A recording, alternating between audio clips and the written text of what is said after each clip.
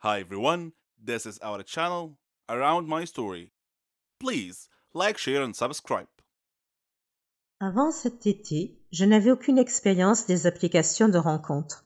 Tinder n'a été lancé que 2 ans après la fin de ma relation à long terme.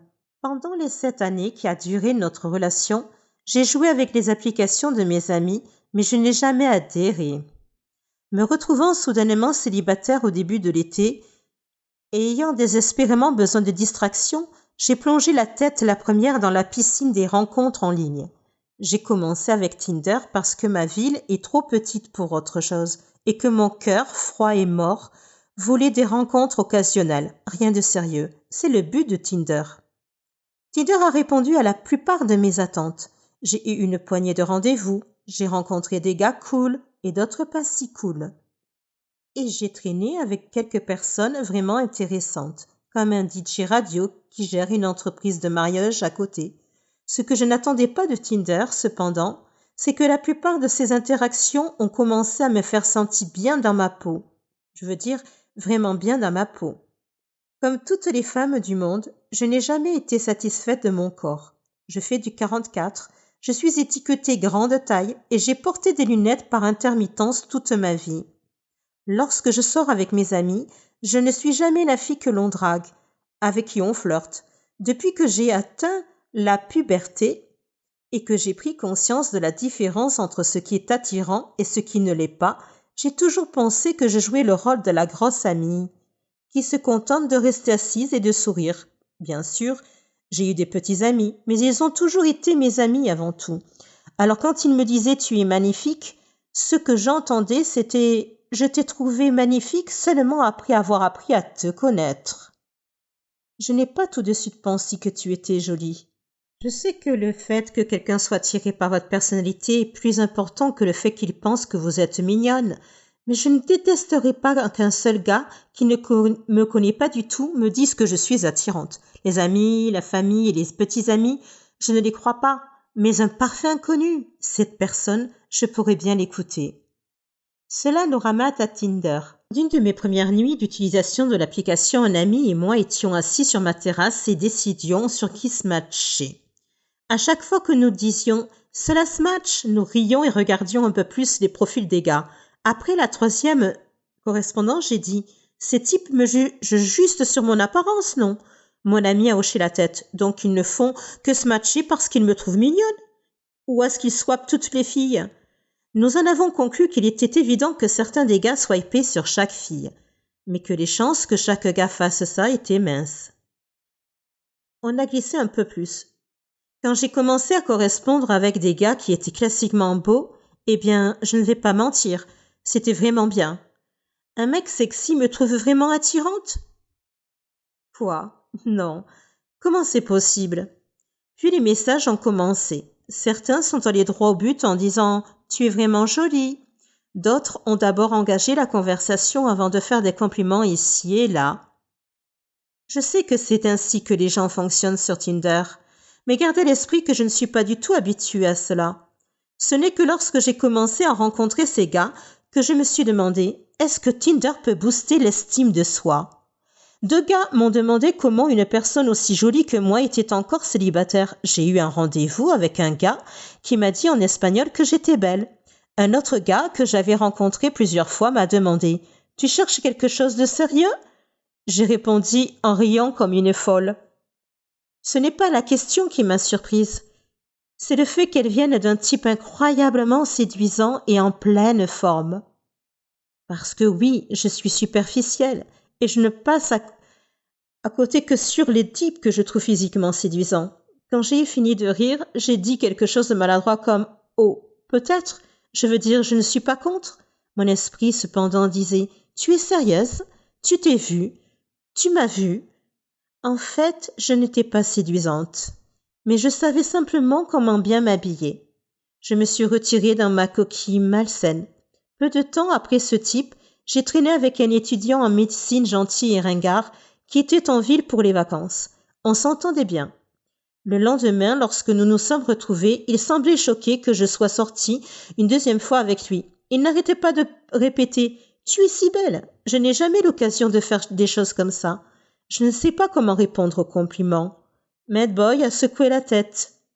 Il a dit « Ne fais pas ça. N'aie pas honte de ton corps, tu es si séduisante. Tu t'es vue. Tu es magnifique. » Quelque chose chez ce type a fait que mes pensées habituelles de haine de soi ont commencé à perdre prise. Encore une fois, je sais que c'est le genre de choses que les gens disent sur Tinder, mais soyons honnêtes, pourquoi faire un effort supplémentaire? À moins que parce que c'est vrai.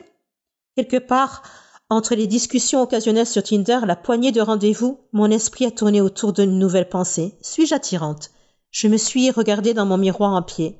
J'ai essayé de voir ce que ces gars voyaient. Des gars qui ne me connaissaient pas du tout. Des gars qui ne sont pas influencés par ma personnalité. Et des gars qui n'ont aucune raison réelle de me complimenter. Parce que je ne recherche pas une relation de sitôt.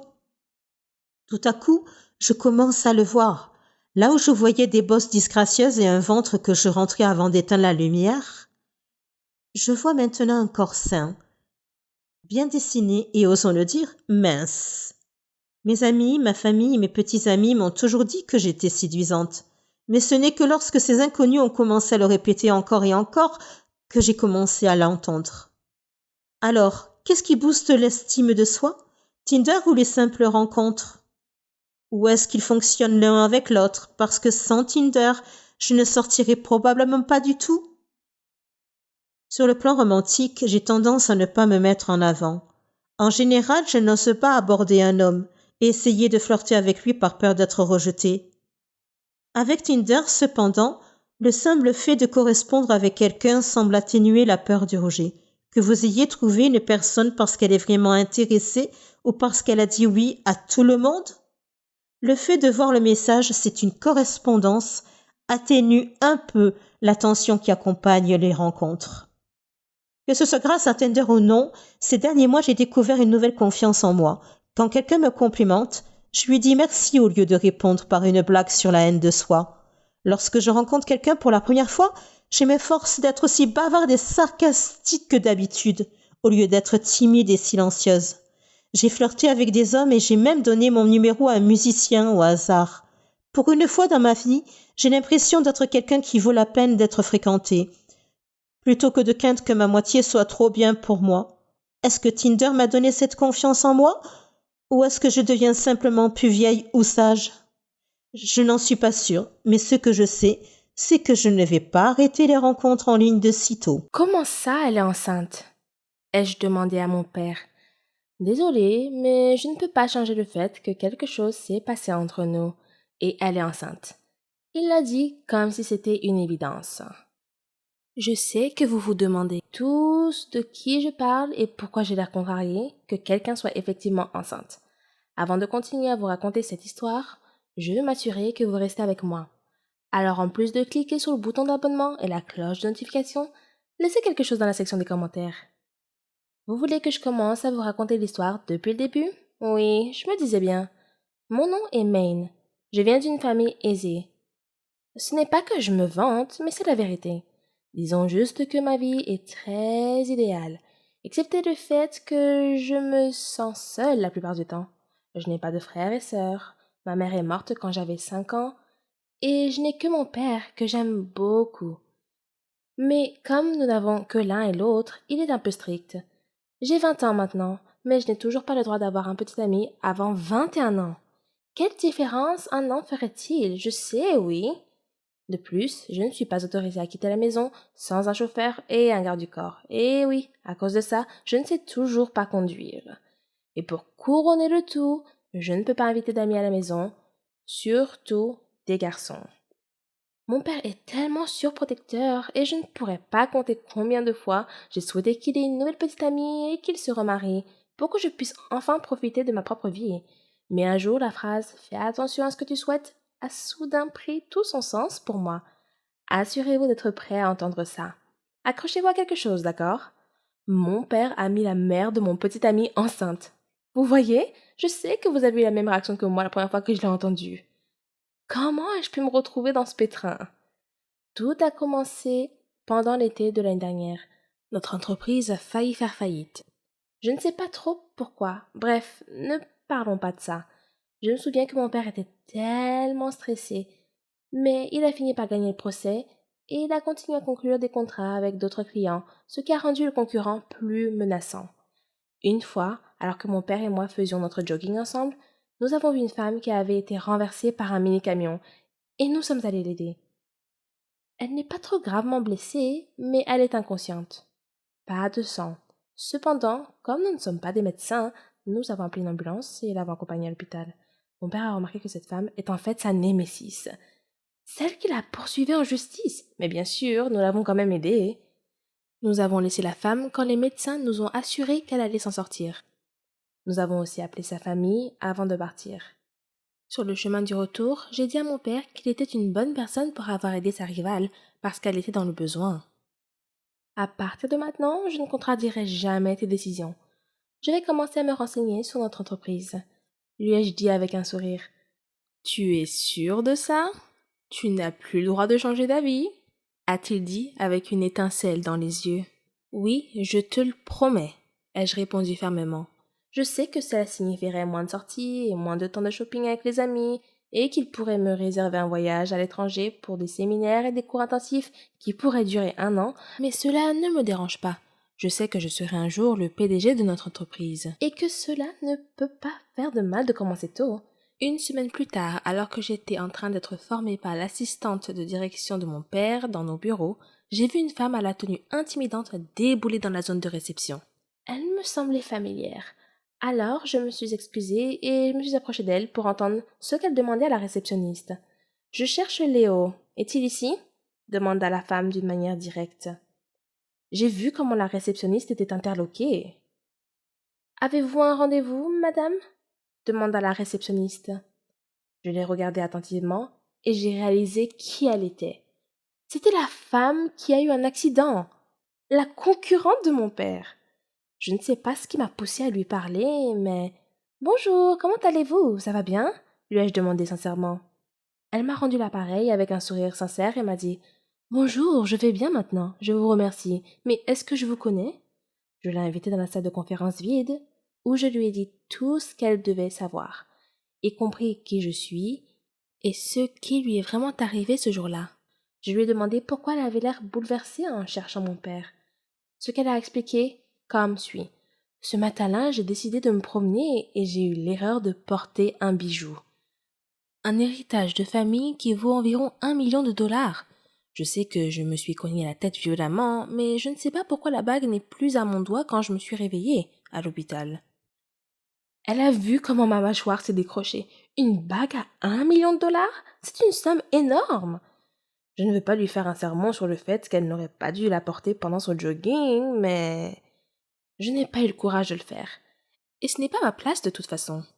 Je suis sûre qu'elle le sait et ce n'est pas sa faute si elle a eu un accident. Ok, peut-être que j'ai de la peine pour elle parce que je porte aussi mes bagues pendant mon jogging. Je sais que votre père n'a rien à voir avec ça, mais j'espère juste que vous avez vu quelque chose, dit-elle avec un ton triste dans la voix. Non, je suis désolée. Quand on vous a vu, vous étiez déjà inconsciente, lui ai-je répondu. Elle n'a pas plus insisté après. Elle a laissé tomber et a quitté le bureau. Le soir même, papa et moi avons mangé dans mon restaurant chic préféré en guise de récompense parce que je me suis comportée comme une professionnelle pendant la première semaine de ma formation. Je suis sûre que ta mère serait fière de toi, a-t-il dit, et son expression faciale est passée de l'extase à la tristesse. Elle te manque toujours, ai-je demandé. Tous les jours, il répondit avec un demi-sourire. Quelques instants plus tard, j'ai vu madame Judy, la rivale de mon père, puis la femme qui a eu un accident. Je ne sais pas ce qui m'est arrivé, mais je l'ai appelée avec excitation. Madame Judy! Elle a été surprise, mais elle a souri dès qu'elle m'a vue. Elle a marché dans notre direction. Mon père et moi nous sommes levés pour la saluer. Êtes-vous seul? Voulez-vous vous joindre à nous? Je lui ai demandé poliment. Mon père nous a juste souri, mais j'ai vu l'approbation dans son langage corporel.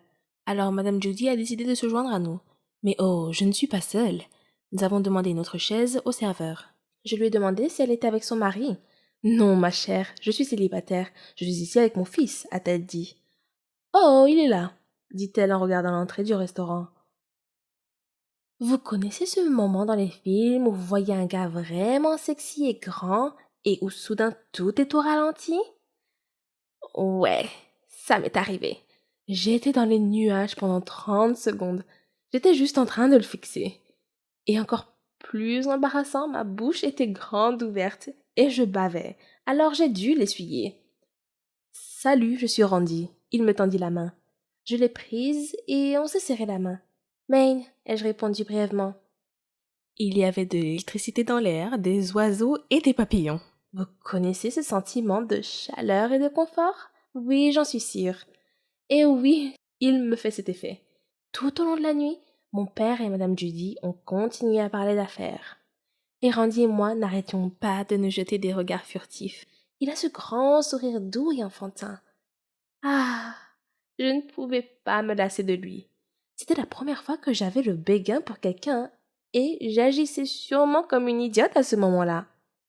La nuit s'est terminée, et avant que nous nous séparions, il a réussi à m'arracher à nos parents et m'a demandé mon numéro de téléphone. Je lui ai donné avec joie, comme une enfant étourdie. Cette nuit s'est plutôt bien terminée. 2 semaines plus tard, je me suis retrouvée dans mon café préféré, les yeux rivés sur mon téléphone, et j'attendais toujours son texto. Est-ce qu'il m'enverra un jour un texto? Oh, je n'aurais pas dû faire comme si j'étais super intéressée par lui. Cela aurait pu le faire fuir. J'ai quitté le café, je suis allée au bureau, j'ai fait un rapide repas de retrouvailles avec des amis et je suis rentrée à la maison en attendant toujours son message. J'étais sur le point de dormir et j'avais envie de jeter mon téléphone par frustration. Je déteste les faux espoirs. J'ai enfui mon visage dans mon oreiller parce que je détestais la déception et la frustration que je ressentais. Puis, j'ai entendu mon téléphone sonner. J'ai répondu distraitement sans vérifier qui c'était. Allô? Dit-il. Qui est-ce? Ai-je demandé. Salut, c'est Randy, le fils de Judy. J'espère que tu te souviens encore de moi, hein? Dit-il. J'ai mordu le bord de mon oreiller pour ne pas laisser échapper un grand cri. Il n'a pas entendu de réponse pendant quelques secondes. Allô? Juste un instant, ai-je dit. Puis j'ai sauté de haut en bas plusieurs fois pour laisser sortir le sentiment d'étourdissement débordant. J'ai aussi poussé un petit cri. Puis je lui ai reparlé. Oh, salut! Comment ça va? Ai-je demandé, et je ne me souviens pas avoir souri autant de ma vie. Il m'a dit qu'il était vraiment désolé de ne pas avoir pu m'envoyer de message tout de suite, parce qu'il était très occupé par son travail, et il m'a demandé si j'étais disponible le lendemain matin. Je ferai mon jogging matinal près de chez toi. Tu veux peut-être le faire ensemble? Il a demandé. En un instant, j'ai dit ah oui, bien sûr. À plus tard. Puis il a raccroché. J'étais si heureuse que j'ai sauté sur mon lit pendant 1 minute entière en criant. Le lendemain matin, j'ai sorti ma plus belle tenue de sport parce que je voulais évidemment impressionner Randy. Il est venu me chercher à 5 heures du matin et on a fait du jogging pendant 2 heures. Puis il a dit le déjeuner est pour moi. Bien sûr, j'ai répondu. On a pris le petit déjeuner dans mon café préféré et il a commandé tous mes plats préférés. Il n'est pas radin. Nous avons commencé à partager des histoires sur la famille et les affaires. Il a dit qu'il n'était pas le fils biologique de Madame Judy. Randy est en fait le neveu de Madame Judy. Elle l'a adopté quand ses parents sont morts dans un accident de voiture. Je lui ai également raconté mon histoire et nous avons réalisé que nous avions quelque chose en commun et que la connexion était vraiment forte. Ce n'était peut-être pas un rendez-vous idéal parce que nous transpirions tous les deux comme des fous, mais c'était vraiment un moment mémorable et amusant.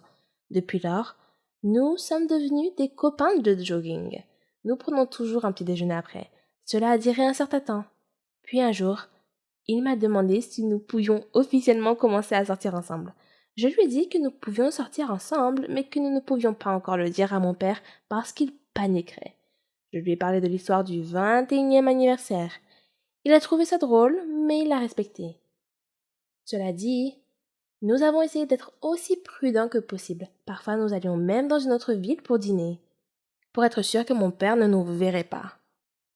Je soudoie toujours l'assistante de direction de mon père, pour qu'elle me laisse sortir en douce pour le déjeuner et être avec Randy pendant un moment. Jusqu'à présent, nous avons déjà mangé dans mes restaurants préférés, regardé des films ensemble, sommes allés chez lui pour regarder Netflix, sommes allés au centre commercial ensemble, avons fait la fête avec des amis et bien d'autres choses encore. Parfois, je demande à mes amis de mentir pour moi. Je me sens vraiment mal à cause de ça, mais j'attends juste mon 21e anniversaire qui est dans quelques mois. Une fois, je déjeunais avec Randy près de notre bureau. Mais mon père est entré dans le restaurant avec ses partenaires commerciaux. Il nous a vu nous tenir la main. Je sais qu'il était furieux, mais il n'a pas pu réagir tout de suite à cause de ses partenaires. Mais je sais que dès que je rentrerai à la maison, il commencera à me griller comme un barbecue. Et c'est bien vrai. Quand je suis rentrée à la maison, il était tellement furieux. Il a dit qu'il m'enverrait à l'étranger pendant un moment pour que je puisse oublier Randy.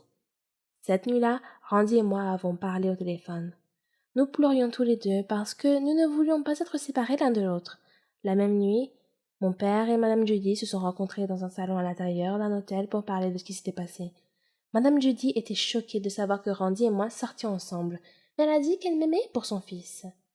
Mon père aime bien Randy, mais il est juste inquiet pour notre avenir. Ils ont convenu qu'ils feraient tout pour nous séparer. Au moins jusqu'à ce que nous ayons l'âge requis. Quand papa est rentré, on s'est disputé à cause de beaucoup de choses. Pourquoi tu ne peux pas me laisser avoir un petit ami? Ai-je demandé. Parce que je ne veux pas que tu aies des problèmes, dit-il. J'étais choquée par sa réponse. J'ai laissé tomber. Je ne pouvais pas vraiment argumenter avec mon père à ce sujet. Je sais qu'il veut bien faire, mais j'ai aussi ma propre vie. Randy et moi ne sortons même pas officiellement ensemble. Nous apprécions juste la compagnie de l'autre. Et si nous voulons rendre les choses officielles, nous sommes déjà à ce stade de notre relation. Je n'hésiterai pas, car je sais qu'il en vaut la peine. Mais, de toute façon, il semble que ce soit une cause perdue. Je n'ai pas vraiment envie de rajouter de l'huile sur le feu. J'ai accepté de partir à l'étranger. Une semaine avant mon voyage à l'étranger, Randy m'a appelé et m'a demandé de l'accompagner pour la dernière fois sur une plage isolée où nous pourrons être seuls et créer des souvenirs ensemble. Je lui ai dit oui. J'ai donc menti à mon père et lui ai dit que j'allais passer la nuit chez une amie. Mais l'instinct de mon père s'est manifesté et il a décidé d'appeler Madame Judy pour lui demander où était Randy. Quand Madame Judy a répondu « Il s'occupe de quelque chose pour un événement à la plage la plus proche », mon père a su instantanément que Randy et moi étions ensemble. En une demi-heure, mon père était déjà dans l'allée de la maison de Madame Judy. Il est passé la prendre pour qu'il puisse nous suivre à la plage. Ils étaient loin de se douter que notre voyage était annulé. Nous sommes retournés en ville car il y avait un pont effondré sur le chemin.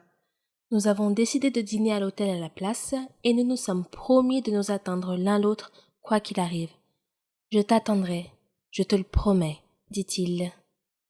Peut-être que notre amour n'est pas pour maintenant, mais je suis sûre qu'un jour nous serons à nouveau ensemble, a dit Randy. Je l'ai serré très fort dans mes bras. Il m'a déposé chez moi. En entrant dans ma chambre, mon père a appelé. Où étais-tu? J'ai dit à mon père que j'avais été malhonnête avec lui, mais je me suis excusée et je lui ai dit que je ne lui mentirais plus jamais. Attends que je revienne, dit mon père, et il est parti. Je l'ai attendu, mais il n'est rentré qu'à 4 heures du matin. J'ai commencé à m'inquiéter. J'ai essayé de l'appeler, mais je n'ai pas pu le joindre. Randy m'a appelé et m'a dit qu'il commençait à s'inquiéter aussi pour Madame Judy. Nous avons tous les deux décidé d'aller au poste de police pour signaler ce qui se passait. Le lendemain, mon père est rentré sain et sauf, mais il ne veut pas parler de ce qui s'est passé. J'ai poursuivi mon voyage à l'étranger, mais Randy m'y a suivi. Je suis rentrée à la maison pour mon 21e anniversaire et Randy m'a demandé en mariage dans un restaurant très confortable. Mon père et Madame Judy n'étaient pas au courant. Je sais qu'ils seront choqués par cette nouvelle, mais ce n'est peut-être pas ce qu'ils veulent pour nous, mais c'est comme ça. Mais quelque chose d'étrange s'est produit. Mon père a appelé et a dit que je devais demander à Randy de venir. J'étais très excitée et j'ai dit à Randy que c'était peut-être le bon moment pour lui parler de nos fiançailles. Quand je suis rentrée à la maison, je souriais d'une oreille à l'autre, mais les visages de mon père et de Madame Judy étaient empreints d'obscurité. Randy et moi étions si inquiets pour eux. Elle est enceinte de 2 mois, annonça mon père en parlant de Madame Judy. J'étais choquée et Randy a demandé qui était le père du bébé. C'est moi, répondit-il. Randy et moi nous sommes regardés et j'ai su que nous avions la même chose en tête. C'est impossible. On ne peut pas être frères et sœurs. On vient de se fiancer. Mon père a commencé à raconter l'histoire de ce qui s'est passé. La nuit où nous étions censés partir, ils nous ont suivis et se sont retrouvés en rade. Alors, ils ont décidé de s'installer sur une plage isolée. Ils ont commencé à partager des histoires. Mon père a appris que Mme Judy n'avait pas pu se marier et avoir un enfant à elle à cause de l'amour qu'elle porte à Randy. Elle a consacré tout son temps à l'élever. Mon père a également partagé les mêmes sentiments. Il a dit qu'il n'a jamais pensé à se remarier quand ma mère est morte, parce qu'il ne veut pas me faire sentir plus seule. Puis la nuit est arrivée et une chose en entraînant une autre. À ce moment-là, Madame Judy était enceinte de 2 mois. Je pensais que Randy et moi serions ceux qui demanderaient l'approbation de nos parents pour le mariage. Mais c'est drôle, c'était en fait le contraire. Randy et moi avons abandonné notre amour pour les personnes qui nous aiment le plus. C'est à leur tour d'être heureux. Nous nous aimons toujours, mais nous ne voulons pas gâcher notre arbre généalogique. Alors nous avons décidé de ne pas poursuivre les sentiments que nous avons l'un pour l'autre. La bague que Randy m'a achetée, eh bien, nous avons laissé Madame Judy l'avoir comme bague de fiançailles. Je suppose que ce serait le nouvel héritage de la famille. 1 an plus tard, mon père et Madame Judy se sont mariés, et j'ai finalement eu un frère. Un mignon petit garçon que j'aime. À l'âge de 15 ans, je m'occupais de ma mère malade, de mon père alcoolique et de mon jeune frère. Je travaillais dans une pizzeria pour que ma famille ait de quoi manger. Ma mère souffrait d'une maladie mentale. Ses hallucinations étaient effrayantes. Parfois, elle détruisait des choses dans la maison. Mon père se rendait physiquement malade en buvant trop. Il était souvent en retard au travail et sa vue se détériorait. Je devais m'occuper de mon frère de 6 ans. Je restais éveillée la nuit et lorsque je m'endormais enfin, je faisais des cauchemars dans lesquels je voyais mon père mourir ou mon frère être emmené. Pour faire face au stress, j'ai commencé à faire des choses comme mon père à l'automne de ma première année de lycée. Cela a détendu tous les muscles de mon corps. J'ai bien accueilli l'engourdissement, mais mon père n'en a pas fait une bonne image. J'ai donc arrêté et essayé une autre drogue à la place. Un jour, au printemps de ma première année, mon ami m'a offert une pilule. J'ai hésité, puis j'ai accepté. 20 minutes plus tard, je me sentais heureuse et légère, comme si mon corps était un nuage. Tout le stress et les soucis concernant ma famille ont disparu pendant des heures. Après cette seule pilule, j'en voulais plus. Mon ami connaissait un dealer, alors je lui donnais l'argent et il m'en donnait plus. Ces pilules n'étaient pas bon marché et mon salaire de la pizzeria n'était pas suffisant. J'ai demandé à mon ami « Tu connais quelqu'un qui pourrait me trouver un meilleur emploi ou autre chose ?» Il m'a répondu « Pas vraiment. J'ai quelqu'un qui pourrait probablement t'aider, mais ce n'est pas exactement un travail légal. » Je savais qu'il faisait référence au dealer. J'avais besoin d'argent. Quelques jours plus tard, j'ai rencontré Victor, le dealer, devant sa maison. Il m'a invité à entrer. Sa maison était faiblement éclairée, mais beaucoup plus belle à l'intérieur qu'à l'extérieur. Victor m'a dit de m'asseoir. J'ai essayé d'être confiante et lui ai dit que je cherchais à gagner de l'argent. Il a acquiescé. Comme vous êtes un client fidèle, je vais vous proposer quelque chose. As-tu déjà vendu avant ? Mes yeux se sont élargis et mon cœur a sauté un battement. Non. Il a hoché la tête et m'a tendu un sac en disant comme test. Il m'a donné des instructions puis a dit « Je ne joue pas avec mon argent. Si je découvre que tu me trompes de quelque façon que ce soit, ce ne sera pas joli, compris ?» J'ai hoché la tête et j'ai quitté sa maison, mon cœur battant la chamade. J'étais effrayée mais excitée de commencer à gagner de l'argent. Après avoir vendu mon premier lot, Victor est venu me chercher à l'école dans sa voiture. Je lui ai donné l'argent. Il avait l'air content et m'a proposé de m'en donner plus. Bientôt, j'apportais à Victor de l'argent qu'il ne pouvait même pas gagner. Je pouvais maintenant m'acheter des choses. Le fait d'être défoncé m'a permis de m'occuper de ma famille sans me sentir accablé ou anxieux. Quand j'étais sobre, je n'arrêtais pas de m'inquiéter de tout ce qui pouvait arriver à mon père, à ma mère et à mon frère. Mais après avoir pris une pilule, je flottais au-dessus de mes problèmes et mon esprit était vide. Les pilules m'ont même aidé à échapper au cauchemar. Bientôt, j'avais besoin d'une pilule toutes les quelques heures. Si je n'en prenais pas, j'avais des douleurs dans tout le corps et de graves maux de tête. Pendant ma première année de lycée, certains de mes amis d'enfance ont commencé à s'inquiéter de mon attitude suspecte. À l'extérieur, je souriais et rassurais mes amis. À l'intérieur, j'avais honte. Allais-je vraiment comme mon père et me détruire comme ça? Mes parents n'ont pas remarqué ou ne se sont pas souciés de ce que je faisais, même lorsque je prenais une pilule devant eux.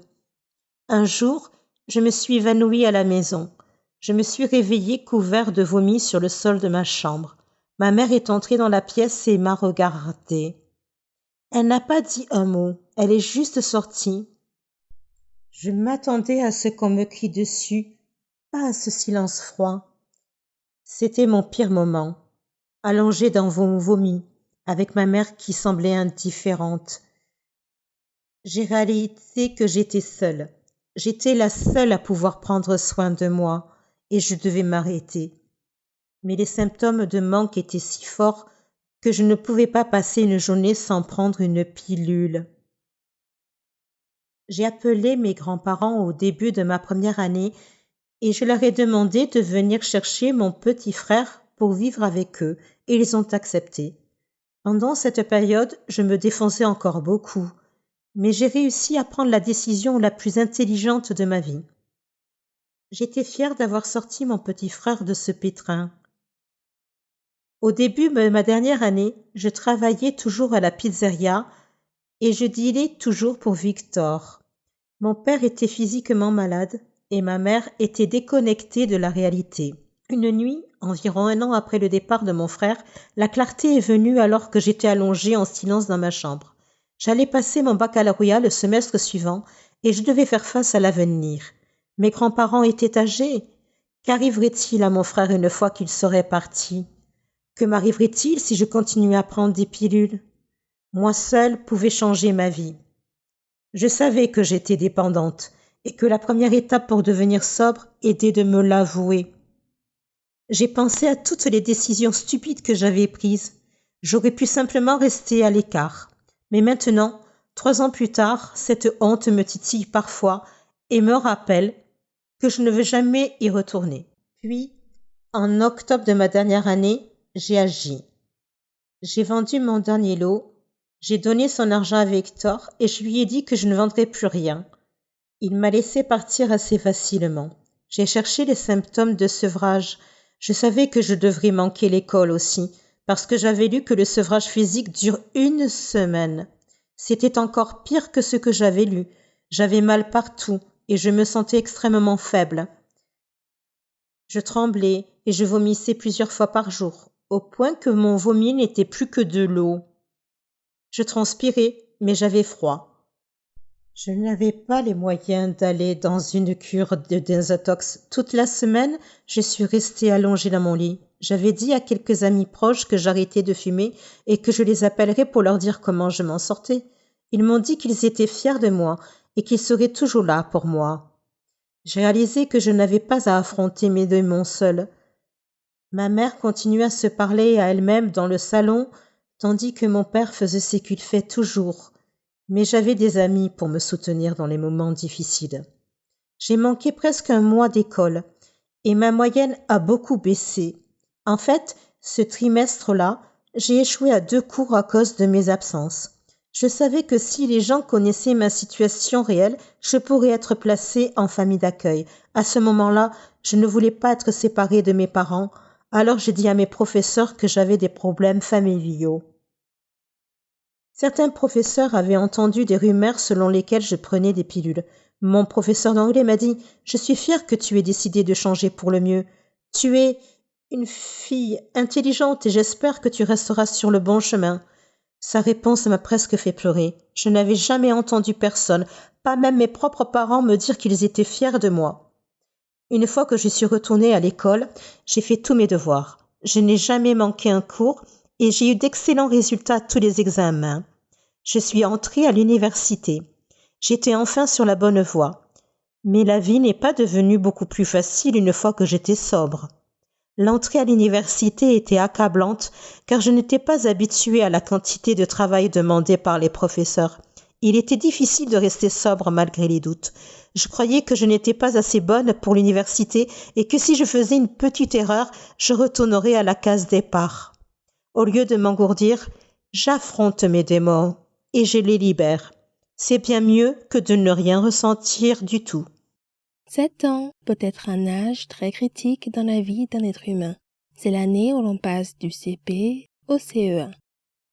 C'est peut-être aussi l'année où l'on pratique pour la première fois un sport qui façonnera notre avenir. Mais pour moi, c'est l'âge où mes parents ont décidé de mener des vies séparées. J'ai grandi comme n'importe quelle fille ordinaire, j'ai fréquenté une bonne école maternelle, j'ai fait du sport et j'avais de bons amis. Mes parents, si je me souviens bien, étaient toujours de bonne humeur, l'un envers l'autre et partageaient la joie d'élever leur fille ensemble. Je n'ai que peu de souvenirs des mauvais moments où mes parents se disputaient. Le pire souvenir dont je me souvienne est celui où, à l'âge de 7 ans, allongé dans mon lit, mes parents sont entrés dans ma chambre et mon père m'a dit « Tania, ta mère et moi allons divorcer. » Ma première réaction a été l'instinct naturel d'un jeune enfant qui consiste à me faire des reproches. Lorsque j'étais enfant, j'avais souvent plus d'une fête d'anniversaire.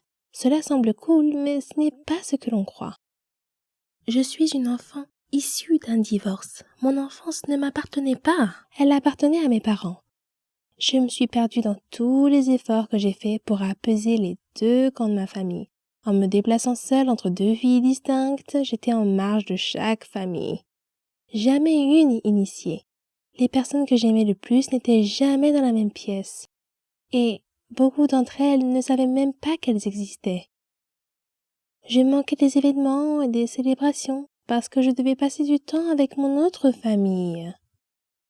Les enfants issus d'un divorce apprennent à faire face à ces difficultés et à cette instabilité. Mais à l'âge de 10 ans, je ne voulais plus m'en préoccuper. Je ne voulais pas vivre dans 2 maisons différentes, avec 2 chambres différentes, des vêtements différents, des jouets différents, des amis différents et des règles différentes. J'étais une enfant de 10 ans, prise entre le marteau et l'enclume. Un jour, j'ai dit à mon père que je ne voulais plus lui rendre visite.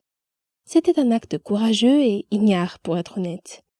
Nous ne saurons jamais si c'était la bonne décision ou non, mais à l'époque, aucun de mes parents ne possédait la stabilité émotionnelle nécessaire pour trouver une solution plus positive. C'est ainsi que les choses se sont passées. La lutte pour le pouvoir qui était restée latente entre mes parents a éclaté à nouveau. Et cette fois-ci, c'est moi qui en ai été la cible. Cette fois, j'étais responsable de la discorde. Dans une maison, on me blâmait. Dans l'autre, j'étais une victime. Il n'y avait plus de fêtes d'anniversaire multiples. Au lieu de cela, il y avait la stabilité et la cohérence dans une maison, la colère et l'évitement dans l'autre. Les choix entraînent des conséquences et, au fil du temps, j'ai perdu le contact avec la famille de mon père. Il est difficile de rester en contact avec des personnes liées à quelqu'un que l'on a repoussé. Des cousins avec lesquels je jouais ont été rayés de ma vie. Nous ne nous sommes plus jamais rendus visite. Était-ce parce qu'il était préférable de garder les liens coupés? Ou était-ce ma punition pour avoir été une horrible enfant? Tout ce que je connaissais, c'était le silence et la perte. Au début de mon adolescence, ma mère s'est remariée et j'ai rencontré de nouveaux cousins. J'ai appris de nouvelles traditions de Noël et je me suis assise à la table avec des nouveaux enfants. Au lieu de reballoter d'une famille à l'autre, la vie s'est stabilisée. Même si je n'avais des nouvelles de mon père qu'une ou 2 fois par an, la vie était relativement stable. Mais les choses ont changé à nouveau lorsque ma mère et mon beau-père se sont séparés au cours de ma première année d'université. Je tentais de rester en contact avec les membres de ma famille chaque fois que je rentrais chez moi pour les vacances. Encore une fois, j'essayais de faire plaisir à tout le monde, alors que l'anxiété envahissait mes pensées. Avec qui dois-je passer le réveillon de Noël? Dois-je rendre visite à telle ou telle famille? Seront-ils offensés si je ne prends pas le temps de les voir? Seront-ils offensés si je n'apporte pas de cadeaux? J'aurais aimé que tout le monde vienne me rendre visite. Mais cela n'aurait pas très bien marché chez ma mère. Au lieu de cela, j'ai rendu visite à tout le monde par mes propres moyens, en apportant des petits cadeaux bien pensés que j'avais achetés avec mon budget d'étudiante. Je faisais la causette et me sentais étrangère. J'étais toujours l'invitée gênante, jamais l'hôte chaleureuse. Pendant les 10 années qui ont suivi ma sortie de l'université, j'ai vécu loin de chez moi. Pas un seul membre de mes 4 familles, à l'exception de ma mère, n'est venu me rendre visite, ne m'a appelé ou n'a même fait savoir qu'il passait en ville. Pourtant, chaque fois que je rentrais chez moi pour Noël, je programmais des visites, j'achetais des cadeaux et je prenais le temps de voir autant de personnes que possible. Je faisais cela pour qu'ils se sentent bien, pas moi. Il y a 2 ans, j'ai déménagé et je vis désormais à moins d'une journée de route de mes 4 familles, de leurs nouveaux conjoints et de leurs jeunes enfants. Nous sommes tous connectés sur Facebook, mais ma mère est toujours la seule personne qui m'appelle ou me rend visite. Lorsque j'entends dire qu'un membre de la famille est passé par la ville mais n'a pas appelé, cela m'attriste. Mais je me rends compte qu'ils n'appellent pas parce qu'ils ne me connaissent pas vraiment. Pour eux, je n'ai jamais été une personne fixe. Je n'étais là que pour quelques Noëls par-ci et par-là. Bien qu'ils soient ma famille, je n'ai jamais été la leur. Ils ne savent pas qu'ils ne sont qu'une des nombreuses personnes réparties dans 4 familles différentes avec lesquelles je n'ai pas pu rester en contact. Parfois, le divorce nous disperse trop pour que nous puissions nouer de véritables liens familiaux durables. Cet été, je vais me marier et fonder une famille. J'essaie de ne pas avoir trop d'attentes. Je sais qu'aucune famille n'est parfaite, mais mon futur mari est le roi du contact avec les gens. Il est persévérant, charismatique, indulgent et loyal. Il m'apprend le sens du mot famille. Ensemble, nous apprendrons à nos enfants à se tendre la main avec compassion et à se soutenir mutuellement dans les moments difficiles. Je me languis de joie et d'amitié avec ma nouvelle famille et j'ai l'intention de faire tout ce qui est en mon pouvoir pour rester mariée. Émilie et moi sommes devenus meilleures amies au cours de la première année de lycée. Nous sommes liés par notre amour du théâtre. Nous fréquentions les mêmes groupes et suivions les mêmes cours. Il semblait si facile d'être meilleure amie. Les choses se sont compliquées lorsqu'il a fallu passer à l'université. Nous n'allions pas dans la même université, mais nous étions toujours très proches en tant qu'amis. Nous envoyions beaucoup de messages sur ce qui se passait dans nos vies, et lorsque j'avais besoin d'un conseil, elle était la première personne à qui je parlais. J'ai eu du mal à faire la transition entre le lycée et l'université, où tout semblait si facile. L'université était un endroit complètement différent pour moi, et c'est à elle que j'en parlais. En première année, je la voyais tous les 2 mois. Elle était suffisamment proche pour que nous puissions essayer de trouver le temps de passer du temps ensemble. Je n'avais pas beaucoup d'amis, il était donc plus facile de lui laisser mon temps libre. Cela ne me dérangeait pas, c'était ma meilleure amie. La 2e année a été la même chose. Mais j'avais mis de l'ordre dans ma vie. Je ne me débattais pas dans mes cours, mais ma vie sociale était toujours la même. Je n'avais que peu d'amis avec lesquels je traînais, et cela ne me dérangeait pas parce que je l'avais, elle. Nous nous parlions et nous nous envoyions des messages à propos de tout, et je lui faisais part de tous mes soucis et de toutes mes frustrations. Sans elle, je n'aurais pas survécu à ces 2 premières années. Je ne me souviens pas vraiment de ce qui s'est passé l'été dernier, avant la première année, mais je pense que c'est à ce moment-là que j'ai décidé de sortir de ma coquille et de profiter de mes années d'université. Au début de ma première année, j'ai rencontré de nouvelles personnes avec lesquelles j'ai vraiment apprécié d'être en contact. Ils vivaient dans les dortoirs, dans le même couloir que moi, alors il était facile de passer du temps avec eux, même si c'était jusqu'à 2 heures du matin et que nous avions des cours tôt le lendemain matin. Je leur consacrais plus de temps et je ne me rendais même pas compte que j'avais mis ma relation avec ma meilleure amie entre parenthèses. Je ne l'ai découvert que lorsque j'ai essayé de lui parler et qu'elle ne m'a pas répondu. J'ai appris plus tard par ma sœur, qui était également très amie avec elle, qu'elles avaient parlé du fait que je l'ignorais. Elle m'envoyait des messages et je ne répondais pas. Elle essayait de me parler et j'étais trop occupée. Je ne me souvenais pas avoir fait tout cela. Je pensais que j'étais assez constante et que je répondais toujours. Je m'étais attachée à mes nouveaux amis. Ils faisaient désormais partie de ma vie quotidienne et je l'avais inconsciemment remplacé. Les 2 derniers mois de notre amitié, j'avais essayé de lui parler et d'arranger les choses, mais en vain. C'était la fin du semestre. Nous étions toutes les deux stressées par les examens et les problèmes familiaux et nous ne pouvions pas vraiment parler. Nous avons finalement parlé pendant les vacances d'hiver. Je n'avais aucune excuse pour ce que j'avais fait et lorsqu'elle m'a appelé, je lui ai dit que je ne voulais jamais la perdre. Notre amitié a pris fin ce jour-là. Je me suis assise dans ma chambre et j'ai pleuré pendant un moment pensant à la personne formidable que j'avais perdue. Je me sentais coupable de ce que j'avais fait. J'étais passée à autre chose sans jamais le lui dire et c'est là que j'ai fait une erreur. Plus tard dans la nuit, j'ai pris la décision de ne plus prendre mes amitiés à la légère, même si elles étaient à distance. Elle était une partie très importante de ma vie et je regrette de l'avoir laissée partir. J'espère qu'un jour j'aurai le courage de lui dire à quel point elle était importante pour moi. Elle a tant fait pour moi, même s'il s'agissait d'un simple message pour savoir comment j'allais. Je garde l'espoir qu'un jour nous pourrons redevenir amis. Mais ce n'est pas tout.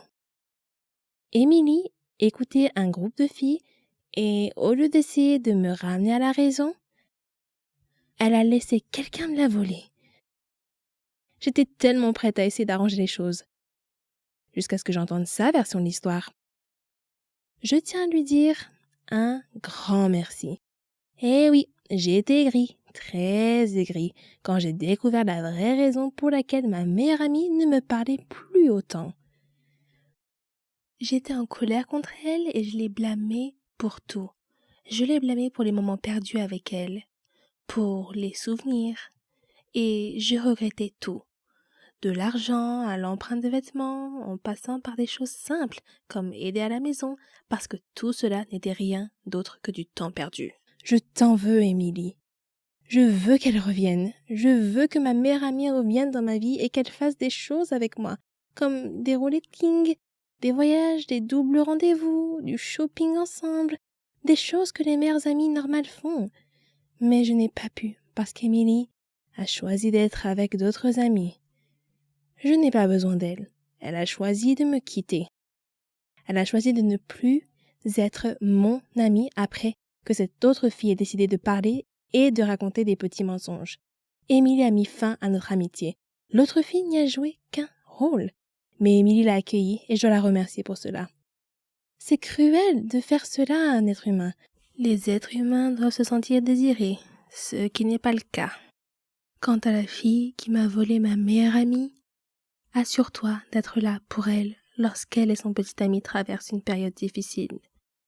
Assure-toi d'être là pour lui parler lorsqu'elle a des doutes sur l'université ou que sa famille la harcèle. Assure-toi d'être là pour ses séances de relooking, ses virées shopping ou tout simplement ses soirées cinéma. Prends-la dans tes bras lorsqu'elle pleure devant La Belle et la Bête. Sois la meilleure personne possible pour elle. Je sais qu'elle en a besoin plus que jamais, parce que c'est ce qu'elle mérite. Je ne pense vraiment pas que je m'en remettrai un jour. Elle m'a quittée pour une raison stupide, pour quelque chose que tu as causé. Mais ce n'est pas grave, on vit et on apprend. Quelqu'un a dit un jour, certaines personnes nous quittent, mais ce n'est pas la fin de ton histoire. C'est la fin de leur rôle dans ton histoire. Je chérirai toujours notre amitié. Même si les choses n'étaient pas censées se passer ainsi. Votre meilleure amie l'est pour une raison. Et cela ne devrait pas se terminer de la même manière que pour moi. Souvenez-vous de tous les moments que vous avez vécus. Parce qu'un jour, vous ne serez peut-être plus les mêmes ou vous passerez à autre chose. Bonjour, je m'appelle Brenda et voici comment je me suis ridiculisée à l'âge de 14 ans. Avant de vous raconter mon histoire, permettez-moi de souligner quelques points. Tous les adolescents éprouvent parfois un peu d'anxiété. Il s'agit en fait d'une réaction normale au stress et cela les aide parfois à faire face à des situations accablantes. Pour beaucoup d'adolescents, des choses comme parler en public, les examens finaux ou même sortir avec quelqu'un peuvent provoquer des sentiments d'anxiété. Pour certains adolescents, cependant, l'anxiété peut aller au-delà de ces symptômes typiques et affecter négativement les relations amicales et familiales, la participation aux activités et même leur travail scolaire. Et ne me faites pas dire qu'être un adolescent ressort du sang du diable. Ok, c'était une blague innocente, mais je le pense vraiment. Donc, j'étais assise en classe, derrière le gars le plus mignon de ma classe. Son nom était Josh. Et je voulais juste lui demander son numéro de téléphone, mais j'étais terriblement timide et j'avais très peur d'être rejetée. Mais le moment du bal de l'école approchait. Je voulais y aller avec lui, mais il n'y avait aucun moyen de le faire en face à face. J'ai essayé de surmonter mon anxiété et je me suis convaincue d'y aller. J'ai débattu avec moi-même pendant un certain temps, manquant la plus grande partie de la leçon en classe de ce jour-là, avant de me décider à lui demander. Je lui ai demandé et il a accepté. Il a lentement pris mon téléphone, a tapé son numéro et me l'a rendu. Je me suis sentie soulagée. J'avais obtenu le numéro. Je veux dire, j'avais tort. Il n'y avait pas de quoi être inquiète. J'avais aggravé la situation dans mon esprit par rapport à la réalité. C'était agréable de réaliser que j'étais anxieuse pour rien. D'en finir et d'avoir son numéro. Je suis rentrée à la maison plus tard ce jour-là et j'étais si excitée d'appeler ou d'envoyer un SMS à Josh. Mais comme je suis timide socialement, j'ai essayé de lui envoyer un message. Mais le message n'a pas été délivré. J'ai vérifié le numéro qu'il m'a donné et j'ai remarqué qu'il comprenait le chiffre 911. Ce qui m'a indiqué qu'il m'avait donné un faux numéro de téléphone pour éviter que je le contacte. Je me suis soudain rendu compte à quel point j'avais agi bizarrement envers lui. Je n'avais pas de grand lien avec ce garçon avant de lui demander son numéro. Il n'y avait pas de relation entre nous. Alors j'ai dû lui faire peur en lui demandant son numéro. Je lui ai également demandé en plein cours en lui tapant sur l'épaule. Il n'y avait rien de naturel ou même de normal dans ma façon de procéder. Je n'ai pas agi de manière immorale, mais c'était terriblement gênant, socialement inapproprié et donc voué à l'échec. La rencontre a été douloureuse, mais je suppose que j'en ai tiré quelques leçons sur la façon de socialiser de manière appropriée. J'ai également appris qu'il est incroyablement facile de ne pas voir les signes évidents que les autres personnes vous donnent lorsque vous êtes anxieux, car vous êtes tellement absorbé par vous-même que vous ne voyez pas les signaux sociaux. En repensant à la façon dont il était clairement mal à l'aise face à ma demande, ce qu'il a fait comprendre en ne souriant pas et en hésitant à accepter de taper le numéro. Si j'avais été concentrée et que j'avais prêté attention, j'aurais peut-être remarqué son comportement et la façon dont il reflétait clairement ses sentiments à mon égard et face à notre échange. Cela m'amène à me poser la question suivante. Est-il plus facile d'avoir une anxiété fonctionnelle que d'être prisonnier de sa propre coquille, figé par l'anxiété? C'est peut-être le moindre des deux mots. S'occuper est souvent le moyen de rester figé dans sa coquille avec l'anxiété. Mais pour moi, cette expérience s'est transformée en objectif et a renforcé ma confiance en moi. Je vois cela comme une étape, mais ensuite, l'amélioration de l'estime de soi et de la confiance en soi vous permettra de fonctionner sans anxiété. C'est le but ultime. Mais vous savez quoi? Écrivez votre propre histoire. Vous ne pouvez pas continuer si quelqu'un l'écrit pour vous. Beaucoup de jeunes à l'école ressentaient la même chose. Ils ne se sentaient pas bien. Et je ne savais pas pourquoi. Les adolescents se reconnaîtront ce qui est effrayant et aggrave l'anxiété. Il faut y aller pour savoir que l'on est bien à l'école, et on ne peut le savoir que si l'on y va. Surmonter l'anxiété n'est pas une question de hippie ou de charabia. Il m'a fallu des années pour surmonter ce que j'appelle la peur de la vie, et je l'ai appris à la dure. Alors, est-ce que la blague du diable a un sens?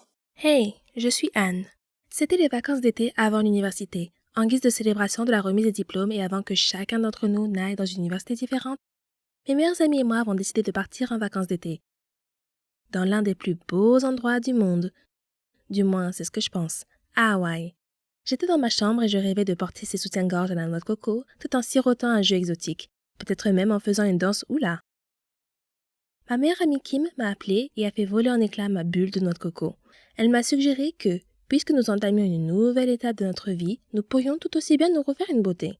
Je pensais qu'elle proposait d'aller faire du shopping ou quelque chose comme ça. Mais non, elle a dit que nous devrions aller au salon de coiffure pour nous faire des nouvelles coupes de cheveux et peut-être nous teindre les cheveux dans la foulée. J'avoue que j'étais très excitée par cette idée, alors j'ai dit oui. Ma coiffeuse habituelle était en congé annuel. Elle a toujours coupé mes cheveux de la façon dont je l'ai décrit. Je l'adore. Cependant, elle a été absente depuis un certain temps et nous ne pouvions pas patienter plus longtemps pour une nouvelle coupe de cheveux. Alors j'ai pris un rendez-vous avec une autre coiffeuse dans le même salon de coiffure. Petite précision, Kim est blonde alors que je suis brune. Je sais que ça peut paraître superflu, mais ce sera utile pour le reste de l'histoire. Kim et moi avons conduit jusqu'au salon de coiffure. L'endroit avait l'air très chic, le genre d'endroit en lequel on a confiance. Nous sommes entrés en riant comme si nous avions 12 ans. En réalité, nous en avions 18. Quoi qu'il en soit, nous avons été accueillis par une gentille dame. Elle nous a dit que Kim devrait opter pour un balayage et que je devrais faire de même et passer au blond. J'étais un peu sceptique, mais qui s'en soucie? C'est l'été. La dame m'a mis du décolorant sur la tête et s'est occupée des cheveux de Kim. Kim voulait des mèches roses. Au bout de 15 minutes, mon cuir chevelu a commencé à me brûler. J'ai donc appelé la gentille dame et elle m'a dit qu'il était temps de laver le décolorant. Pendant qu'elle me lavait la tête, son visage est devenu impassible. Des lambeaux de mes cheveux orange se trouvaient partout dans l'évier. Kim m'a regardé et ses yeux sont devenus aussi grands que ma tête. La dame m'a demandé de ne pas paniquer et m'a dit qu'elle pourrait couvrir les zones dégarnies avec une coupe de cheveux vraiment courte. Alors je lui ai montré une photo de ce à quoi je voulais ressembler exactement. Elle a donc commencé à couper, jusqu'ici tout allait bien. Puis, elle a coupé une énorme partie sur le devant de mes cheveux en disant qu'elle structurait mon visage. À ce stade, il était déjà trop tard. C'était affreux. C'était pas du tout moi, et surtout pas ce que j'avais demandé. Je lui ai donc dit que je détestais cette coiffure. Elle s'est sentie mal et j'ai commencé à pleurer parce que c'était vraiment très laid sur moi. Et me voilà coincée avec une mauvaise coupe de cheveux. J'essaie de me calmer en me disant que la couleur allait peut-être s'arranger. Lorsqu'elle a appliqué la teinture, mes cheveux sont devenus verts. La seule solution était de devenir rousse. Et c'était impossible pour moi. Je n'ai pas le teint d'une rousse.